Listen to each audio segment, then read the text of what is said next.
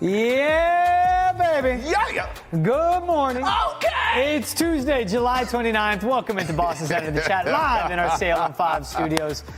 Little John? Yeah, I mean, why not? I mean, you say yeah. I was like, okay. I went Fetty Wap. There we go. Travis Thomas, George Balekji, Fetty Wap, Lil John. Oh, you gave me a little yeah, baby. Exactly.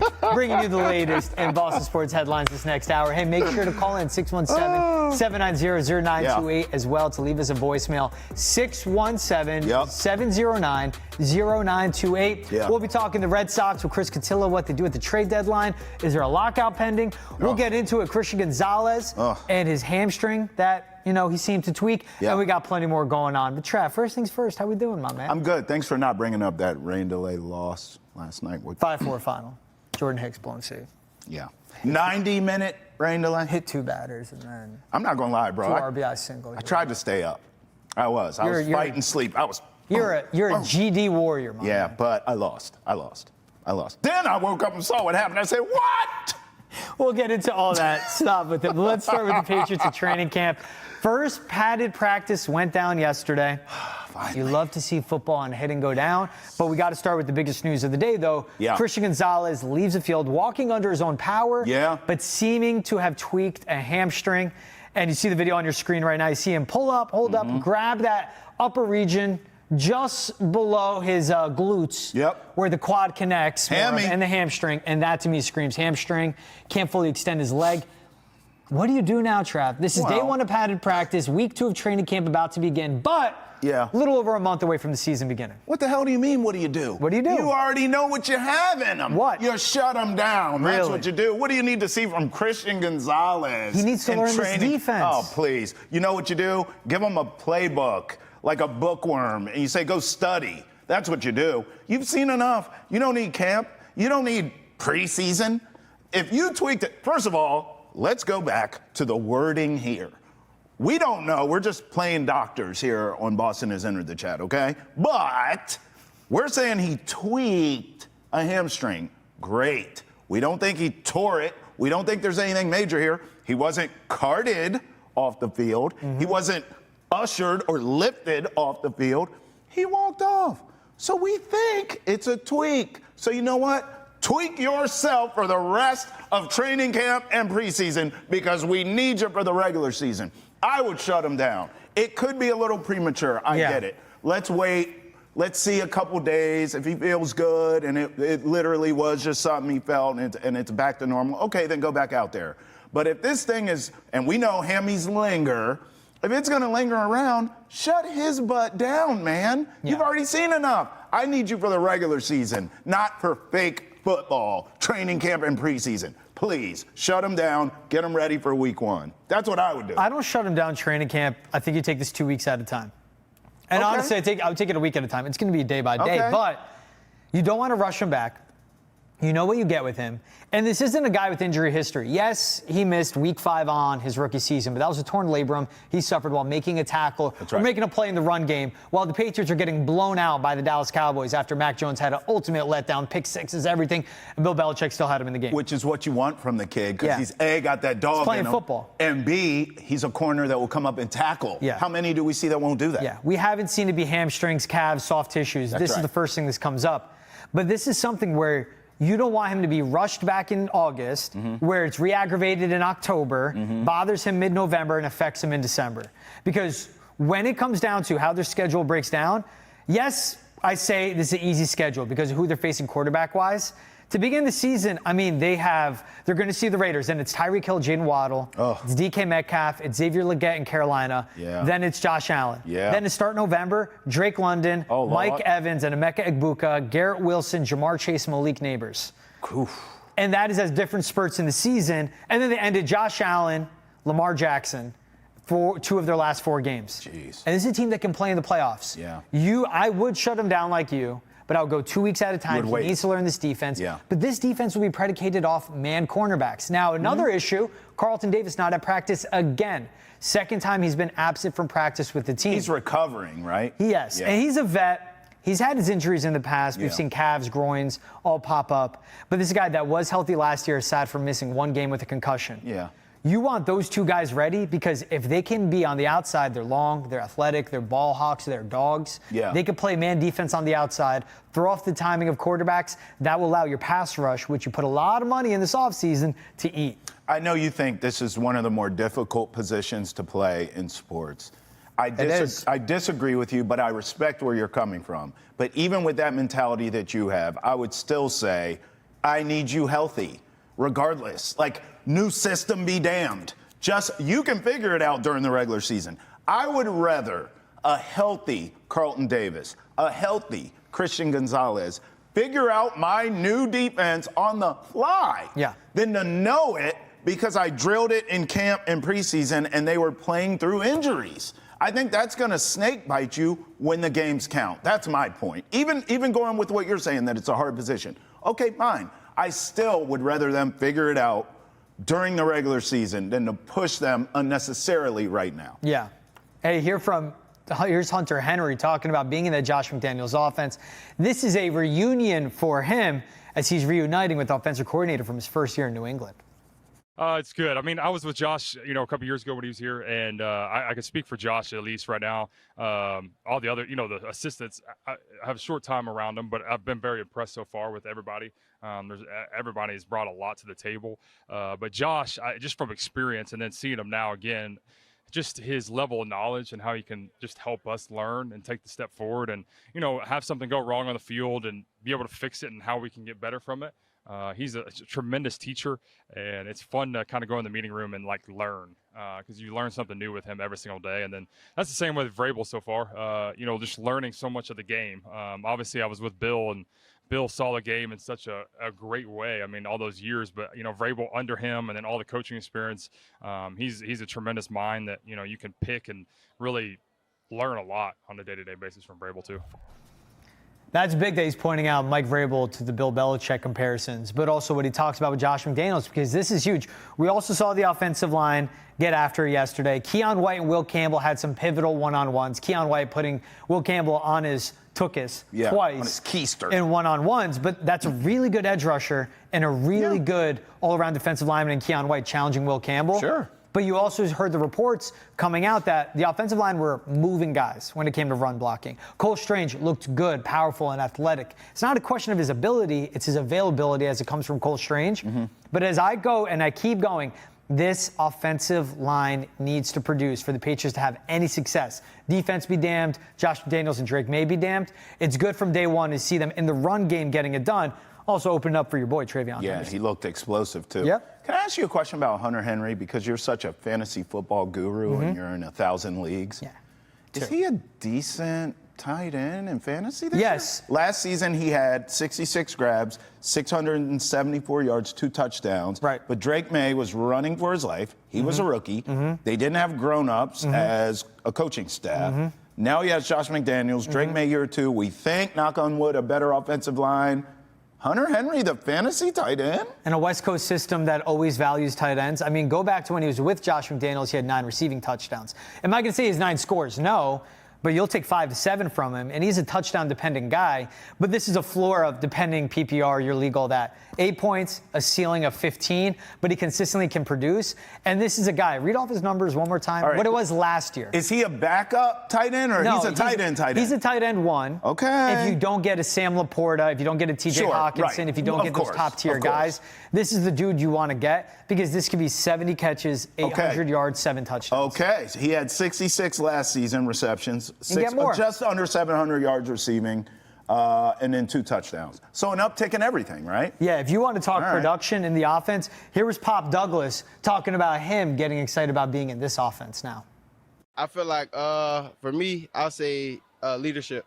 I've been growing, in the classroom, helping others out. I feel like that was what I needed, a part of my game. As I teach somebody else, man, I'm learning myself. And I feel like when I'm out there and I see something somebody else do, I be like, I can coach it up now. And I feel like I got in that playbook a lot.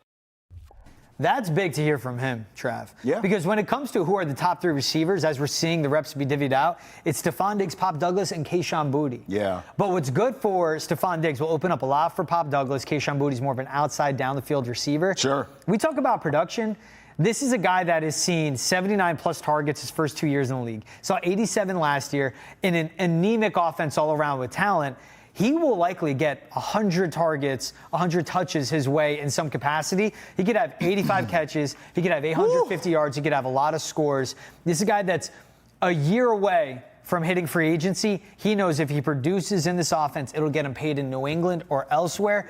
Pop Douglas is a guy that'll be fantasy relevant, and Pop Douglas is also a guy that will be significant and offensive relevant for the Patriots. I agree with everything you said. I just wish he was more in his natural role, which would be if you could just take a receiver that's possibly on the market right now, unhappy with his current contract situation. I don't know, for the sake of conversation, let's say Scary Terry McLaurin.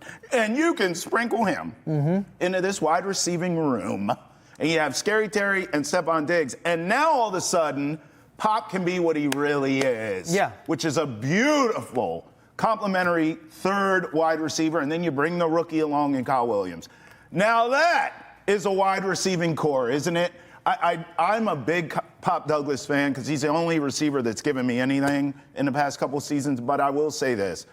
If he can get out of this role where we're dependent on him, and it's Diggs, Scary Terry, and Pop, now you're cooking with gas. That's something I would like to see because you can move a Kayshon Boutte, Kendrick Bourne, and a draft pick for Terry McLaurin. Yes. You're giving a vet, you're giving a guy that has grown and matured and gotten better year by year in Boutte, nothing great. Yeah. But it's something of a trade package, or maybe throw in a second with those two receivers. I'd be fine with it.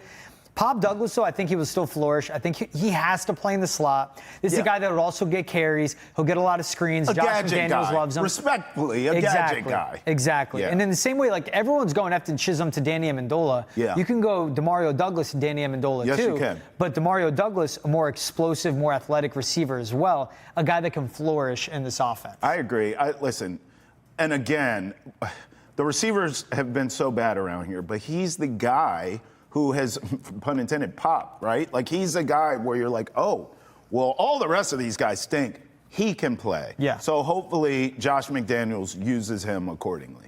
And that's what I expect any receiver, any player you talk about that played in the offense. He understands guys' skill sets. He understands what they do great. He understands their limitations, and he knows how to set up players for success. That's what you want to hear about Josh McDaniels. By the way, more on Scary Terry later. We'll tell you not only how the Patriots can acquire him, but what it would cost to do it. Now let's get back to the defensive side. Here is Jack Gibbons, backup off-ball linebacker, talking about the wealth of knowledge in the linebacker room. Yeah, one thing I'll say about him is he's going to coach everything. He coaches no matter what position you are. Like, we're going to go in there in a squad meeting, and he's going to be coaching all 11 guys or 22 guys on the field. So that's something that's really cool. You get to learn a whole wealth of knowledge from a whole football standpoint of like what everyone's doing, how they're being coached. But then, he'll pop down in our meeting rooms from time to time for sure if he's got some things he saw that he wants to adjust. So it's great having a guy that played for sure coaching you. So that's great. You have a guy that's a former edge rusher. A guy that's a former defensive coordinator. Guy that was a positional coach in college, obviously a head coach with the Titans. When Jack Gibbons is talking about the wealth of knowledge in the room, it's between him, Robert Spillane, Christian Ellis. It's the guys as the off-ball linebackers. We have the head coach popping in, knocking on the door and go, hey, do this, do this, do this. Obviously, he's a defensive-minded coach, but the off-ball linebacker position is going to be so important for this defense. Same way we talked about the cornerbacks leading to success. You're going to have four guys putting their hands in the dirt, getting after the quarterback, eating up blockers, and the linebackers clean up everything behind them. Mike Vrabel's making sure that defense is on the P and Qs. Robert Spillane, Jack Gibbons will be very important for the success of the Patriots and this defense. I just want to see this defense become a modern, really stout defense. And they will be because they got quicker. There you go. And that's where I was going. I sometimes, especially at the end of Belichick, it just felt like he was hanging on to the past a bit, where I think Vrabel's going to come in, and based on what we've seen this offseason, to your point, I think this defense is going to be more modern in the sense of it's not that old school dominant, you're not going to get a yard on us. That's not going to happen. Nowadays, the really stout defenses are kind of bend but don't break. Between the 20s, you can move the ball against them. But once you get in that red zone, they turn your water off. You're not scoring touchdowns. You may get some field goals on us. But in this league, touchdowns win, not field goals, right? So I want to see that. And then the most opportune, modern-day, really good defenses turn that ball over. How many times do we see guys come in with that Peanut Tillman punch or stripping you? This is what this defense needs to do. Cause turnovers, bend but don't break, don't give up touchdowns. Wreak havoc. And by the way, give some time for your offense to gel and figure it out. Now you may have a wild card team around here. I think they do. I do too. And this goes back to Christian Gonzalez and Carlton Davis. How healthy will they be? You need those guys to be 100% come week one. Yes. So that goes back to you saying shut it down. We know what we get from them. Yes. Christian Barmore coming back, blood clots sound like they're fully behind him. You know what you get from him. Yes. Harold Landry has something to prove. Milton Williams has something to prove in this role. Robert Spillane, an underrated linebacker. I was shocked when Las Vegas let him hit free agency. That was money, right? He was a guy, in a way, they had the space, but that's a new head coach coming in and all that. But that's a guy that wore the C patch on his jersey, was a captain, was a leader, and very underrated player on that defense that was vital. But I was surprised when they let him go, but it was a good landing spot. Jack Gibbons, when he was signed, I mean, I'll be honest, I was like, who? Yeah. Watch his tape, I go, oh, yeah, he's a younger, more athletic, quicker Jawan Bentley. That's what his game is. Yeah. So it's different fits and different schemes. To your point, when they get into the red zone, when teams are inside the Patriots 20, when you have the cornerbacks they have, you have the off-ball linebackers, you have a pass rush that does have some depth to it, get after it, and you also have the safeties, Kyle Duggar, Jabril Peppers, and Marcus Epps, guys that can be versatile wherever they line up. That leads to successful red zone defenses. Yes. I know it sounds like I'm just like naming names, and I'm naming the guys throughout the depth chart. But what's important with this team now compared to last year, when I name these names, I go, these are pros. You know what you're going to get from them. Yeah. Compared to last year, what are you going to get from him? Facts. You actually know what you can get. We know what the potential is, and that's what's going to help with this team. Many of those names that you dropped also know the system. So they're coming in knowing the system. That's an advantage to teach to everyone else. Another reason I am standing by and doubling down, sit Christian Gonzalez's butt down. Yeah. And get that hammy right. There still is a depth chart that the Patriots have at the cornerback spot. And there's a guy like Alex Austin, a longer corner, but can get the job done. Jalen Hawkins, you want to see where he falls. Give them reps. Marcus Jones, you want to see where he falls too. But there are guys that they're thin at the cornerback spot. But right now, to your point, give them reps right now and sit your money, guys. Alex Austin's been good when we've seen him on the outside for the Patriots defense.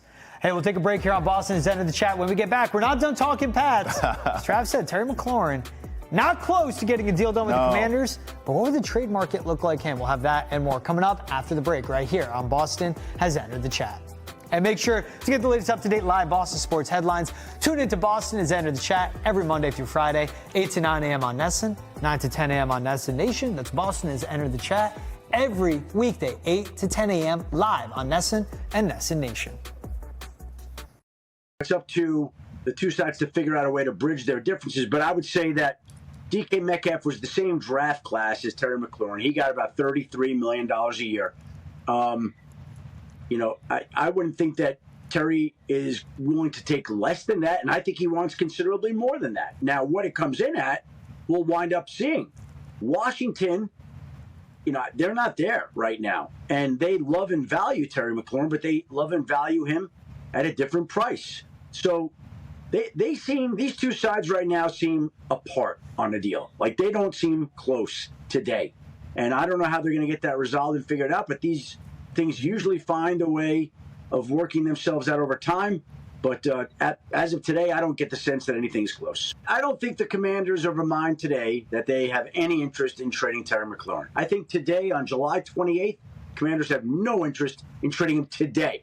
We'll see if anything changes over time. So that was Adam Schefter on July 28th. It's obviously July 29th today. Good morning, y'all. Thanks again for waking up with us.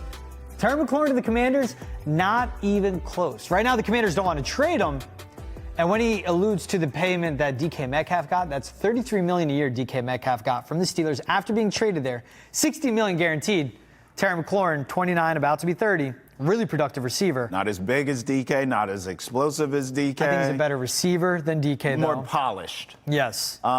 This is an interesting spot for the Patriots to be. It's a great spot, first of all. But let me table the Patriots for a second. I have never understood why the Commanders wouldn't pay Terry because Jaden Daniels right now, I mean, is equivalent to minimum wage in the NFL. He hasn't been paid. Yeah. So this is the time you can pay other players on your roster before Jaden Daniels takes all the money in the world. But now, hearing Shefty, I get it. You don't deserve that money. Like, he wants Justin Jefferson money. I love and I wouldn't give it to him. Terry. I wouldn't give it to him. Hey, that's not a hot take. No one's giving that to him. Now, how much of this stuff is posturing, I guess? Maybe Terry's camp wants it out. But if this is true, now I understand why the Commanders are saying, hell no, we're not paying you that. So I get it.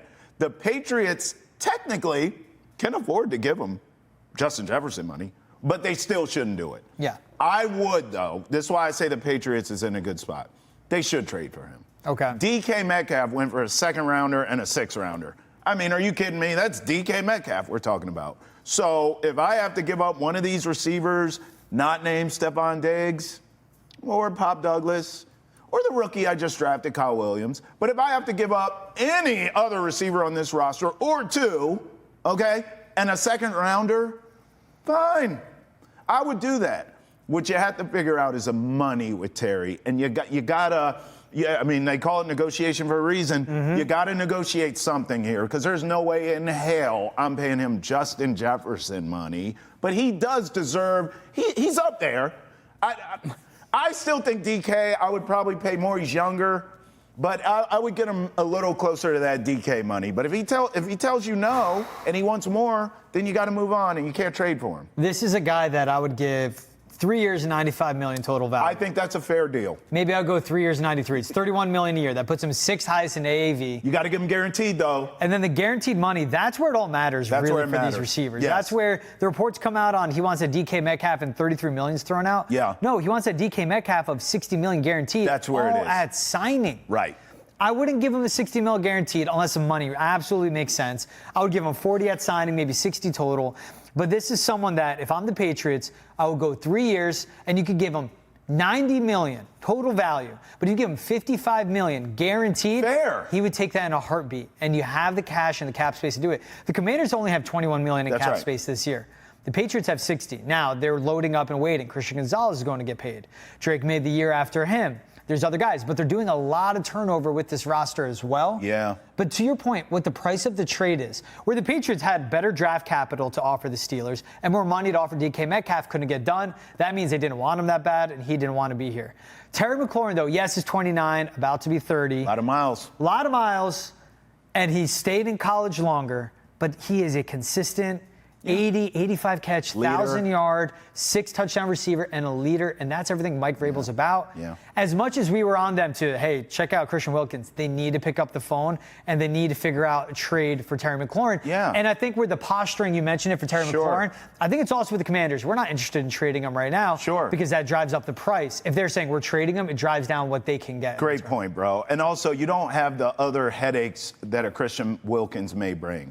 Terry McLaurin's a pro. He's a grown-up. There ain't going to be no love boats. Ain't going to be no scandals. None of that nonsense. Get him, and all of a sudden, your wide receiver room just got upgraded big time. If I am Ryan Cowden and Elliot Wolf, I'm getting on a train or a plane, and I'm going right down to D.C. I'll drive him my damn self. Exactly. I'm not doing phone calls. I'm not doing Zooms. I don't care. I'm going down there, meeting with them in person. Yes. And I'm figuring out how you can trade for Terry McLaurin. The trade's easy. It's the money. That's what needs to be figured out. Commanders can't figure it out. Patriots pretty easily can figure it out. That's right. All right, we'll talk on it quick, my man. All right.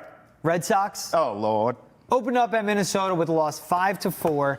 But this is where, as much as we were going in on, their series win against the Dodgers amplified everything that's great about them. This loss against the Twins amplified and put a spotlight on all their shortcomings. Richard Fitz could not go the distance once again, only went 4 innings, and is not a solid rotational starting pitcher. And Jordan Hicks, high leverage relief pitcher, after that 90-minute rain delay, it was Greg Weisser, then Richard Fitz. Man, he just absolutely cradled. Hit 2 batters, and then let up a 2 RBI single, and that was from a 4-3 Red Sox lead to a 5-4 Red Sox loss in the 9th. I'm not going to make any excuses for Hicks. You shouldn't. Not going to make any excuses for the Red Sox. Okay.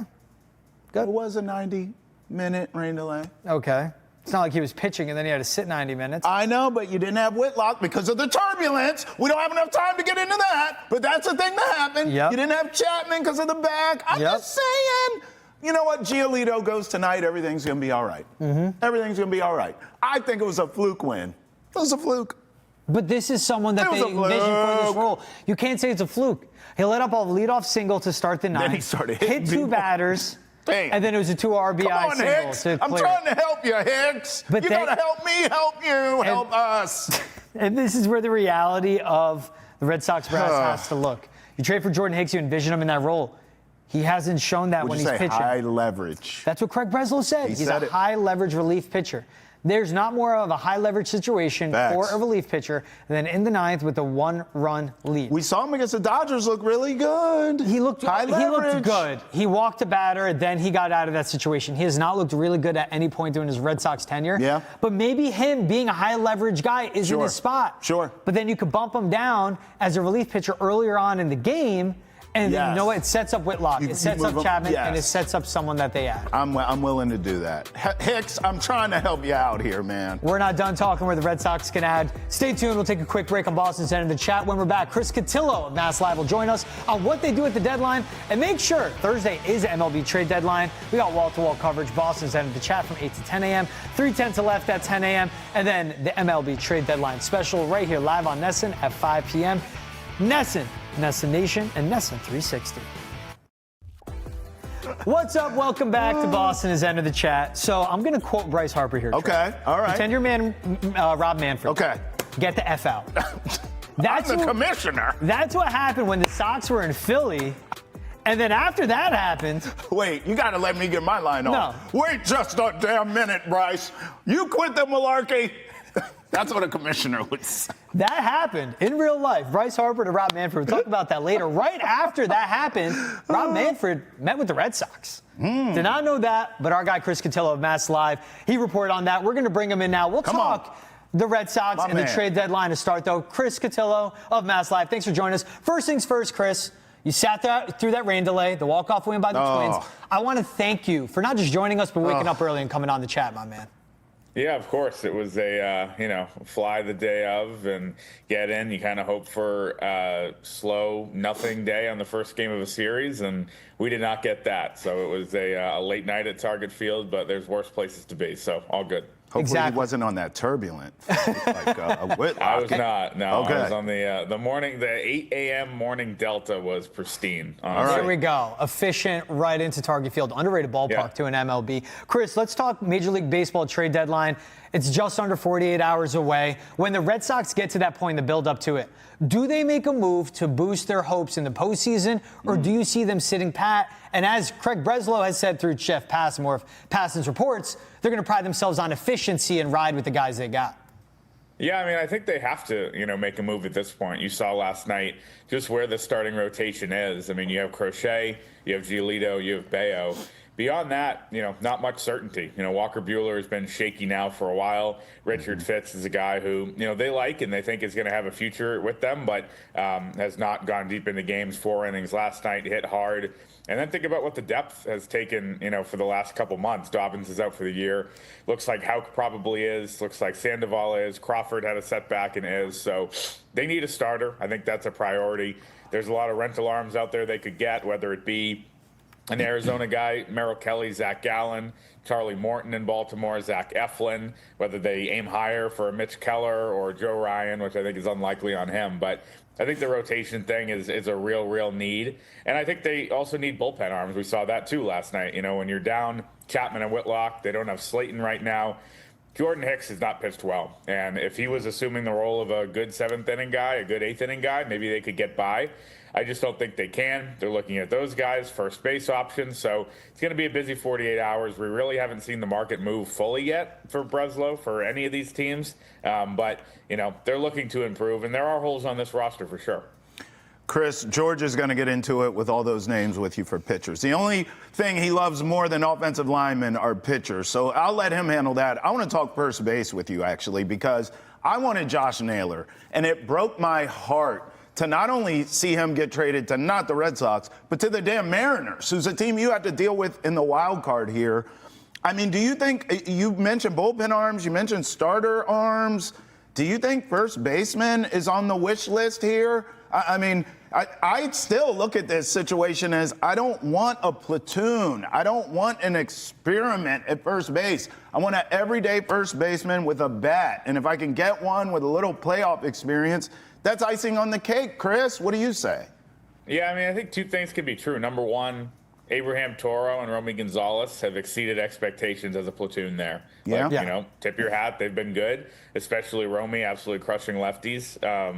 That doesn't mean that you can't upgrade with a full-time player. And I think the pie in the sky guy, or maybe, you know, more attainable than that, but the guy they like the most is Yandy Diaz from the Rays. Right-handed pop, controllable, gives you some insurance in case Tristan Casas isn't ready for opening day last year. I don't think they're counting on him moving forward. That's the guy I think that people in the organization look at and say, hey, if he's available and the Rays are really selling, we're going to try. Obviously, O'Hearn is available in Baltimore. Naylor's the guy that would have fit. I don't think they were too heavy on him when before he went to Seattle. But, you know, I think the Marcelo Meyer injury also changes that a little bit. There's some days where Romy Gonzalez is going to play second. And therefore, you know, it's a little bit more of Abe Toro at first. And we've seen him, you know, he had a nice single last night in the ninth before the rain to kind of propel that rally. But still, you know, you do want a guy who's more of a sure thing. You know, Dom Smith was a nice story last summer, but at the end of the day, guys like that are not, you know, on a championship roster. It's just the reality of it. So I think they do look at that position. I think, you know, to answer the question more broadly, first base is probably lower on the list than starters and relievers, just because, you know, the hole isn't as glaring. I feel like if the prices are prohibitive and they walk out of this deadline with Toro and Gonzalez there, they're not going to love it, but they'll be okay. With the rotation, you know, as I'm sure we'll get into, like, it's a no pun intended, but it's a non-starter to not walk out with one of these guys. Yeah, and I love it. The article you put out this morning, I was reading as well. You said the Red Sox are aiming higher and looking to acquire rotation help for the stretch run. You dropped some names before, but what you put in the article: Joe Ryan, Sandy Alcantara, Mitch Keller, Zach Gallen, Dylan Cease, Shane Bieber. Some of those guys would drop in and be an elite starter. Some guys could be somewhat of a reclamation project. When you say aim higher, what are they aiming for from what you're hearing? But also, what would the price be to acquire some of these starters, Chris? Yeah, obviously control is going to be expensive. You know, when you think about what Joe Ryan would cost, I'm sure the Twins are right now drawing the line at Roman Anthony plus. That's just not going to happen. So those conversations are not even worth having, really, if you're the Red Sox. So, you know, always this time of year, I think teams who have those controllable guys look at it and say, if you blow us away before 6 o'clock on Thursday, maybe we'll do something. Otherwise, we can hold this guy to the offseason and hold a prolonged bidding war where everybody's a contender theoretically, except still the Rockies. They'll be, you know, somehow out of it in the offseason too. But like mostly, these teams are all going to be, you know, trying to contend, trying to build their rosters. Any team can use a starting pitcher who's under control for 2 or 3 years. There's just not that urgency in the next couple of days unless, you know, you blow a team away. I think last year it's come out that the Red Sox asked on Crochet and were told Anthony and Meyer and plus, and if you want to do that, you get them for the stretch run. They didn't. And by the time the offseason rolled around, the price was Teal and Montgomery and Mydroth and Gonzalez, the package that got it done. So if a team gets stupid for some of these guys, great, then those guys will move. Otherwise, the rentals are going to. You know, I like, to me, guys who have been tested in the postseason, guys who you've seen, you know, do it before. Charlie Morton is old, but he's a guy that's done it, and he's been better the last couple months. Gallen and Kelly, you know, Arizona was in the World Series a couple years ago. Shane Bieber's a guy who's had, you know, I know it's a weird situation where he's rehabbing his way back, but track record of success in the major leagues. You know, you get, you know, I don't know if reclamation project is the way to describe all of those guys. Some of them definitely are. Gallen has not had the year that he's accustomed to in Arizona, but guys that have done it before and hope they get on a heater for 2 months. You know, we've seen them try different ways to do that in the past. Last year it was Paxton. You know, there's people talk about that move not working. Like, Paxton was a similar kind of addition as Nate Eovaldi was in 2018, probably one level below. But sometimes those are going to work out great. Sometimes they aren't. You know, maybe if the Red Sox do one of those with some upside, their rotation looks a lot better. But again, the depth pool is super depleted right now. We're going to see, I think, them try to add to that. Yeah, I'll drop reclamation. I'll go with like refurbish, right? You got to just spruce it up a little, get them back to their elite level. But I would love a Zach Gallen for what you alluded to, postseason World Series experience. And he could be that fourth starter, maybe 3 in the rotation. So all these conversations, Chris, also rotate around, okay, who do the Red Sox trade? And we've heard Jarren Duran's name be thrown around in rumors. What is Duran's value on the trade market? But also, what's his value to the Red Sox? Because when I hear Roman Anthony talk about the mentor Duran is for him, that says to me, okay, he's significant in the clubhouse, and that would be a tough pill to swallow for the players if they move him. Yeah, I mean, I didn't think that they were going to be in a rush to trade any of these guys despite the logjam a week ago with Meyer hurt and Rafaela playing second a lot, and we're seeing him play most days there against righties.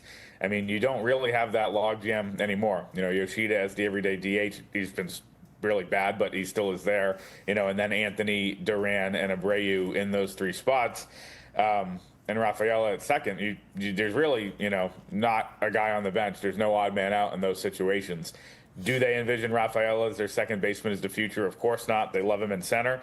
This, I think, is filed under another offseason problem. And, you know, Duran's trade value was peaking during the offseason. You know, I think maybe with a little bit more foresight with Anthony coming, you know, with some of these other guys about to debut, maybe it would have made sense to really, you know, try to flip him during the winter.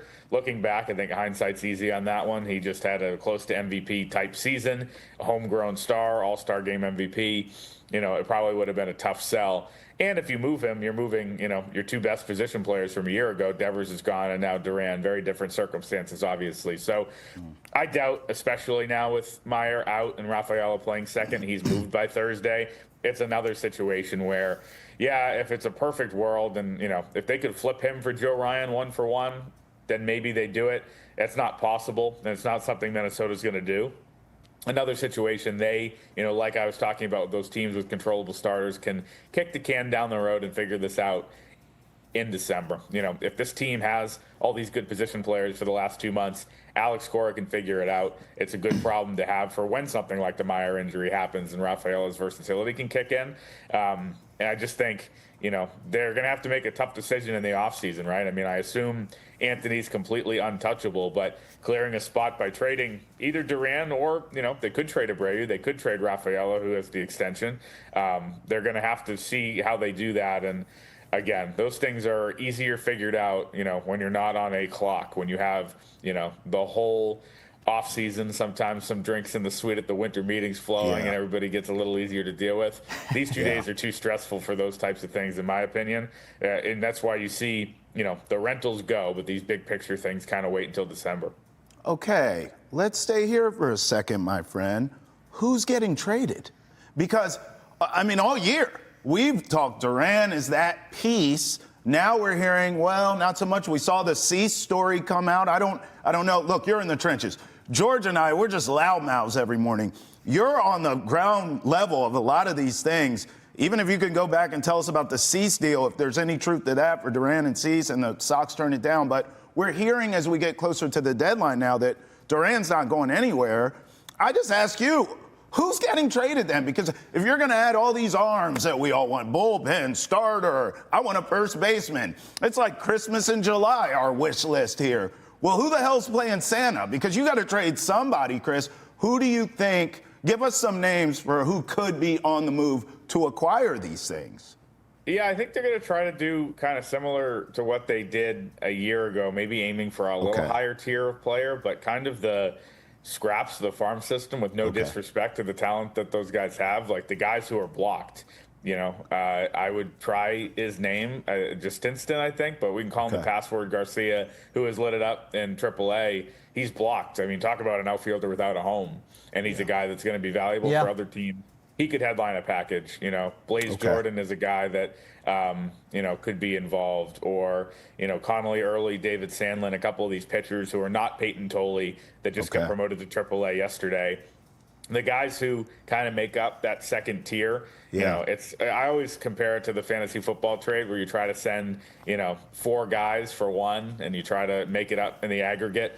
Teams at the end of the day want premier talent. Some teams would rather have that 4-player package. Some teams would rather have the one, really good player. I think they're looking from that tier. To me, Anthony, Meyer, Campbell, they're going nowhere. Peyton Tolley has come on, and he's now a top 50 prospect in baseball a year after being drafted. I don't think he goes. And with the outfield, what we just talked about, I doubt they trade off the major league roster. So I could see, definitely that tier of guys, that 6 through 15 on the prospect list. They added a lot of pitching in the draft. We saw so many picks, all the college pitchers. So that makes guys like Early and Sandlin and some of these high upside but not proven pitching prospects available. And we saw last year, they traded 10 prospects leading up to the deadline, 4 for Garcia, 3 for Danny Jansen, who got traded again yesterday. Nick York for Priester. So, one of those guys, 2 of those guys are going to end up being pretty good, but it wasn't any of the blue chippers. And I think similar to that would be Craig Breslow's perfect world. Yeah. Yeah. They certainly could use Quinn Priester on this pitching staff right now. Yeah, It's still an interesting trade that they made. All right, Chris, the trade deadline will come. It'll be Thursday. What do the Red Sox and the brass and that front office say to the fans with what they do at the deadline? What will be the message they send if they make moves at the deadline? Yeah, I mean, I think it's, again, the way I look at it is they do what they did a year ago, but one tier higher. The people they had, Alex Cora, kind of put it in an interesting way yesterday. We made moves last year, but they were substitutes. They weren't upgrades. This year, I think you do get a legitimate rotation upgrade, maybe some bullpen substitutes, and a first base somewhere in the middle, unless it's Diaz, who I think, would be really good. If they make a controllable move, a bigger move for a guy they can have next year, you can look at that as a big trade deadline.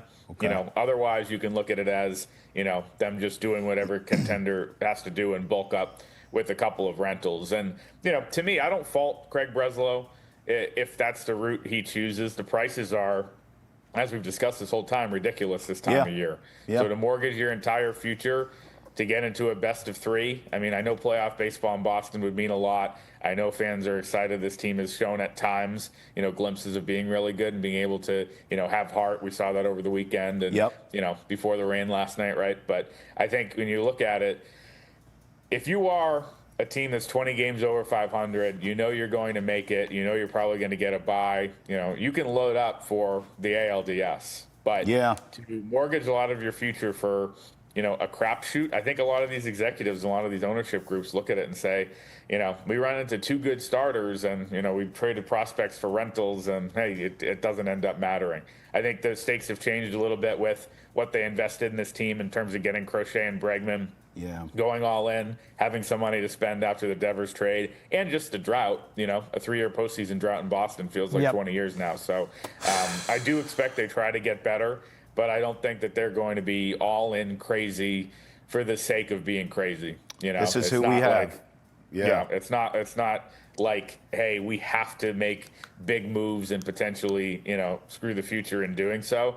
If the deals are there, they're going to make them. They're not going to walk away empty-handed, or I'd be shocked if they did. But I think that they are going to be relatively disciplined. And, this is a team that I think we can all agree looks like it's going to be really good in 2026. They don't want to do anything that takes away from that, for a team that is really in a really mushy middle in the American League, no matter how you slice it. And by the way, I didn't mean to cut you off, George, but the American League is wide open. So if you can get into the postseason, you could make some noise in this American League. But I've been saying all year, Chris, it feels like this team may be a year ahead of schedule. I think they're playing the long game here. So you saying that kind of reaffirms what I was already thinking with this team. I got to agree, they are ahead of schedule. But, Chris, when you say a 3-year playoff drought feels like 20 years in Boston, that might be underestimating what the fans want, because that last postseason appearance was that awesome run. Chris, I want to end with this. So as we opened it, we know the headlines today, and it was yesterday. Bryce Harper telling Rob Manfred to get the F out of the Phillies clubhouse. Right after that went down, he went and stopped by the Red Sox clubhouse. This is part of Rob Manfred wanting to have better relationships with the players and the 30 MLB teams. You put an article out on detailing that. It was conversations with Lucas Giolito. But what did you pick up from the convo with the players on how the meeting with MLB's commissioner, Rob Manfred, went with the players of the Boston Red Sox? Yeah, I've kind of learned in my time on the beat that when the routine of the day is interrupted in any way, something is happening, even if it doesn't feel like something's happening. Yeah. And then, like, I'll go through a day where that happens and just forget that there's probably, big news somewhere. That day in Philly on the Monday, the Phillies clubhouse didn't open to the media, which is, something that you see, once every couple of years, just very rare. The Red Sox window for us to go in for the 50 minutes we have every day was delayed by a lot and super shortened. And it was just like this, oh, Manfred's here, but there was clearly something going on. He got into it with Harper. That delayed their meeting. I think, ESPN wrote that was the longest of all the meetings he's had with the teams. He then came over late to the Red Sox clubhouse, and when we walked in, he was in the corner, not stuffed into a locker like he was on the home side of Citizens Bank Park, but he was talking to Walker Buehler, Giolito, some of the other veterans about some issues, in a very respectful kind of private conversation in the corner. And he had just wrapped up, his conversation with them. So, Giolito and Whitlock, who's their player rep, has talked about this too. They both said it was a respectful meeting. It wasn't too much back and forth. I think players are, a little guarded against Manfred when he, comes in. But I don't think the players in the Red Sox clubhouse disagree with the stance Harper took. That's something Giolito told me yesterday. So they weren't as animated. They weren't as in his face. But, the players are not going to go down without a fight on the salary cap thing for sure. There was no they were not cleaning up a boxing match when we walked in the clubhouse, but it wasn't like they were thrilled to have him there, because that's just where things are in a contentious relationship right now. We're getting locked out, aren't we? We're going to get. We have a minute, Chris. Is there going to be a lockout? We're getting locked out.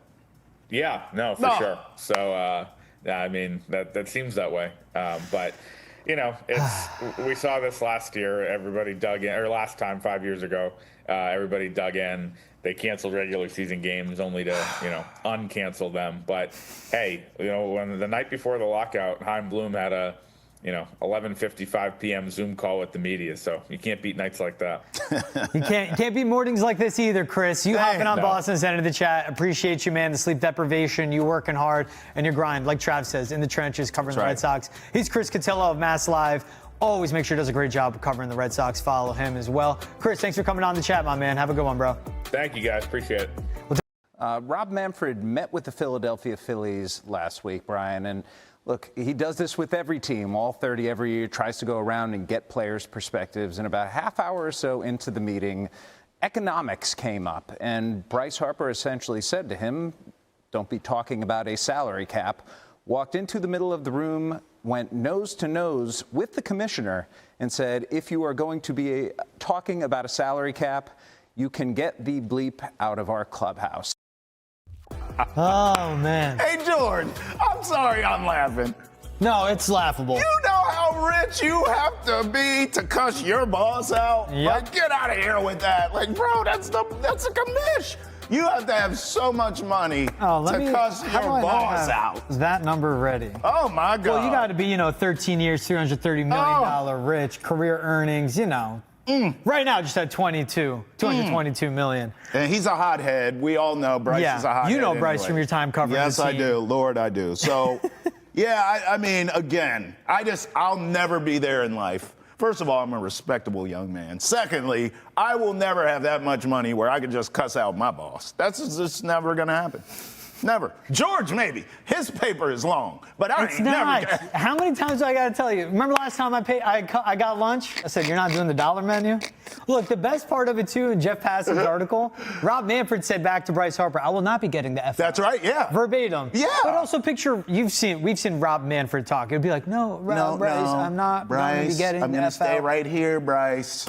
So let's get into details on how this went down. So we know where Bryce Harper stands. I mean, that's a World Series winner, one of the best players in the league, 13-year, $330 million contract. He's in the upper echelon of earners in this game.